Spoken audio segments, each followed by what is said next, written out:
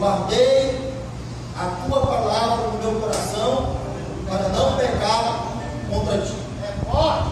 E o salmista ele diz assim: foi-me bom ter sido afligido, para que eu pudesse aprender os teus estatutos e os teus juízos.